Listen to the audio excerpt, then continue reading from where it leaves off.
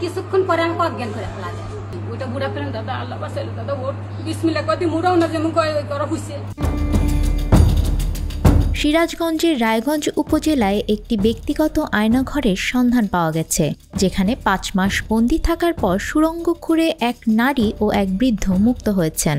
উদ্ধার হওয়া দুজন হলেন উপজেলার চান্দাইকোনা ইউনিয়নের পূর্ব পাইকরা গ্রামের আব্দুল জব্বার এবং লক্ষ্মী বিষ্ণু প্রসাদ গ্রামের মনসুর আলীর স্ত্রী শিল্পী বেগম। বৃহস্পতিবার রাত 1টার দিকে তারা মুক্ত হয়ে বাড়ি ফেরেন।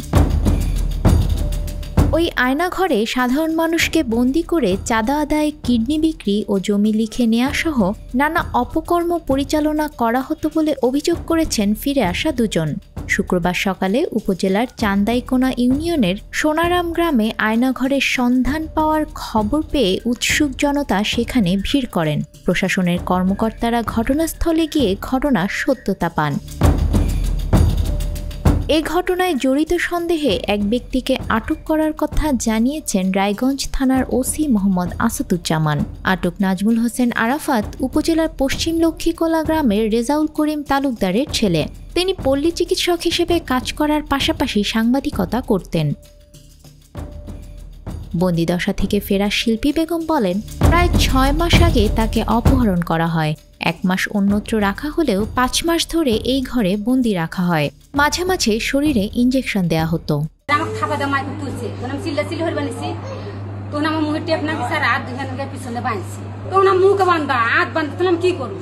কিছুক্ষণ পরে আমাকে অজ্ঞান করে ফেলা যায়। রক্ত শুয়ের মধ্যে বাড়াইছে 3-4 আঁকুচ প্রাণ এলো। পরে উঠবে না দেখি কাঁটা, বুড়োর কাঁটা না, মাথা চাপায় থুয়ে দিচ্ছে। পরে কাঁটা এবারে দিয়ে এই যে কাঁটার দাগ আছে, দেখেন এই যে জায়গা জায়গায় দাগ আছে, কাঁটা নাকছে। পরে কাঁটাই হয়ে দিয়ে উঠছি। ওইটা বুড়া ফেলেন দাদা, আল্লাহ বাঁচাইলো দাদা, ওর বিসমিল্লাহ কদি মুড়াও না যেমন কয় ওই করা হইছে। ও বি ওইটা একবারে দক্ষিণ মুখ রওনা দিচ্ছি। বান্ডেল থাকলে প্রতি সেনমানিতে টাকা বাঁচবে।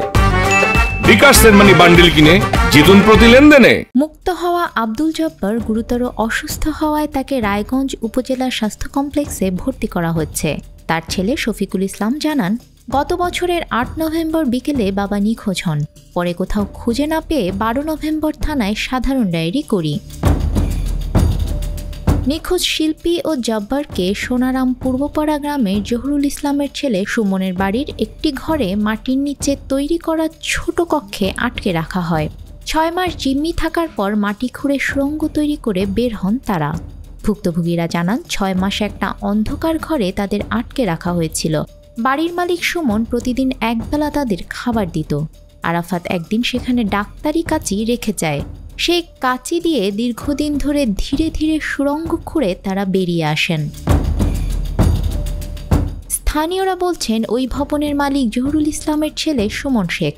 তার কাছ থেকে আরাফাত ভাড়া নিয়ে ভবনের নিচের ফ্লোরে 3 থেকে 4টি ছোট ছোট কক্ষ তৈরি করেন। তিনিও তার কিছু লোকজন গভীর রাতে এ বাড়িতে যাওয়া আসা করতেন।